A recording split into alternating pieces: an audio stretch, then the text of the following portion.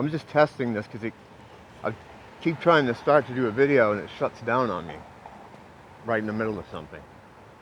And I don't want to miss any of this genius. I'm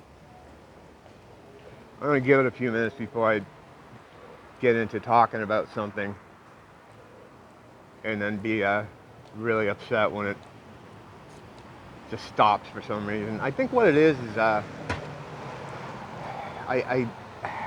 this is a new phone.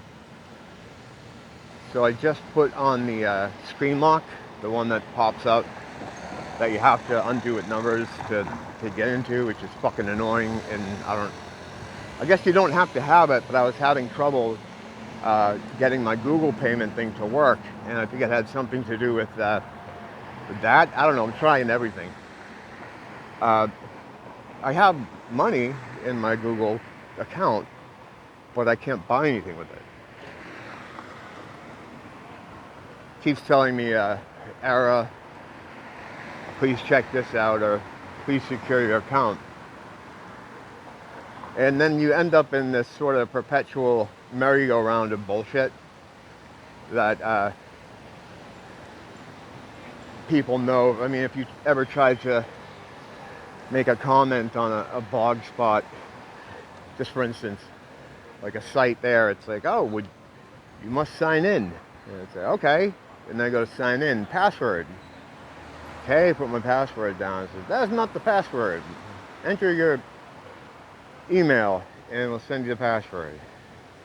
So, and thus begins a process which sometimes doesn't have an end. It just goes around in circles. Because of that, I made every password the same.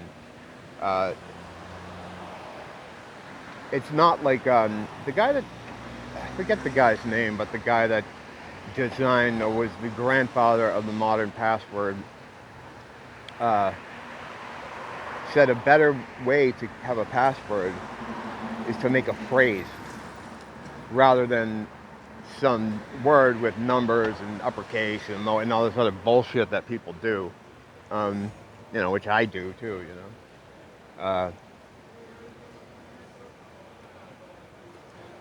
There's a lot of people sleeping on the street. Well, not a lot, guy over there. We have these things called ambassadors, and they're not like cops, they're like mall security for the neighborhood. They're nice guys, I know a couple of them, they're cool. But basically they go around, they try to get people who are sleeping on the street to go somewhere, at least hidden. If you're kind of hidden out of the way, you can get away with it. But this particular guy he's talking to, I call this guy Help. Because I think he used to actually live in my neighborhood. And at first when you meet him, you're like, oh, this is just a kindly old man, And you think to yourself, like, why wouldn't his family, you don't care about him? Like, that's so sad, You know what it's like. But then you talk to him and you're like, oh, okay, I get it. He's like he's very parasitic. I don't know how to explain it, but what he does is he sits there all day and he goes, help, help, help, help. He doesn't scream help. He just says help. That's why I call him Help. And then they come over to him and you're like, oh, how can I help you? Oh, my wheel's stuck. It's not, but anyway, that's the trap. You get the wheel stuck, then say, oh, can you push me up here? Yeah, I've fallen for this a couple times.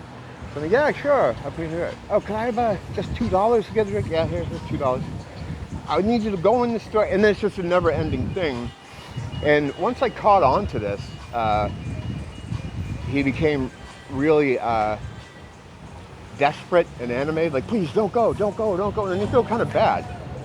But then you realize you shouldn't feel bad for him. He's an asshole. He had one day I saw him with this old woman that kind of lives in our neighborhood or around our neighborhood.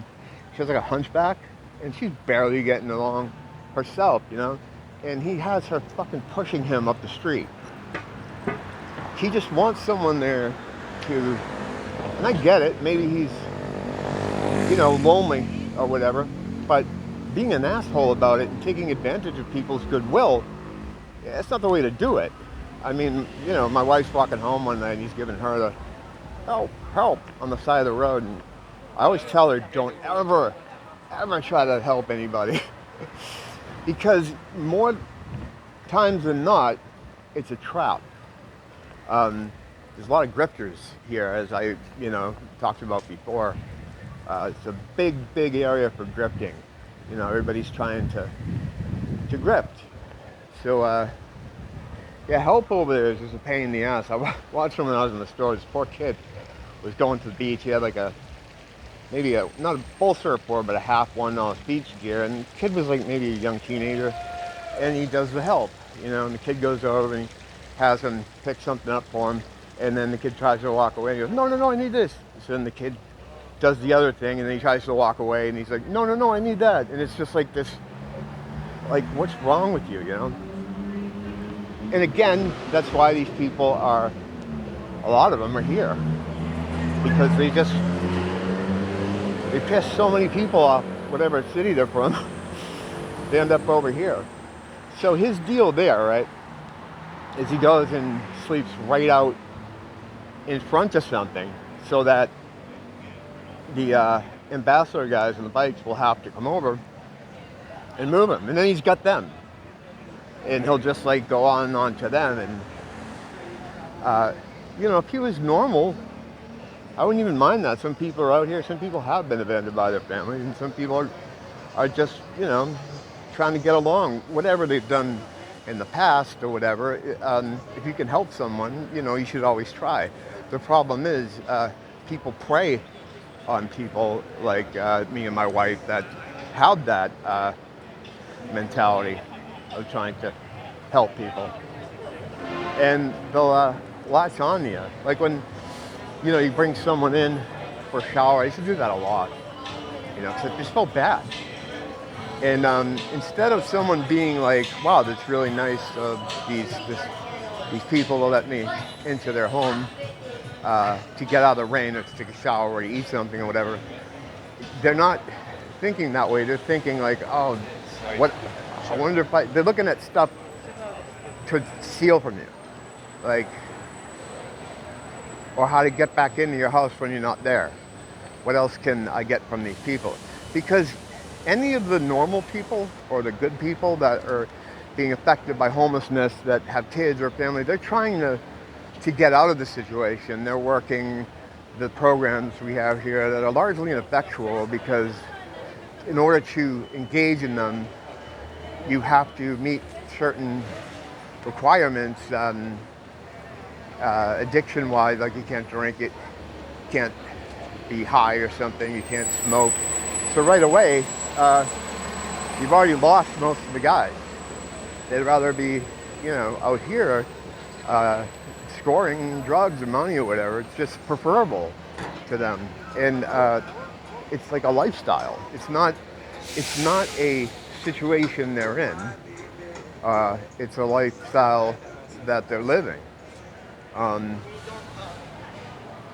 Even the word like homeless, like they're not looking for a home. They're looking to just be out here. I've seen that time and time again. There was a guy I knew that actually got a place through the government, and within 3 months, he'd gotten himself kicked out. Just through bad behavior, letting a bunch of drug addicts into the house all hours of the night. And it's almost like a self-sabotaging thing. Because having a place for some of these guys is too much responsibility. I mean, some of them don't even want like a mailbox. If the state tries to have a mailbox, they don't want it. There's suspicion and paranoia, and of course that's exasperated by being on the street. But yeah, I don't know what the answer is. I think even if you met people halfway, like, okay, you can come in, you can be like drunk or whatever, and you still be let in.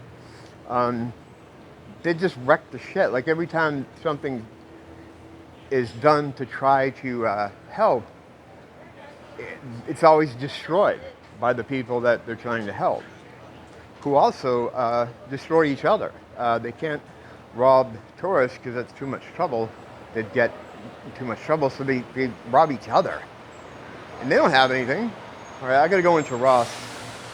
I go here every day, and above the door here, you'll see 333.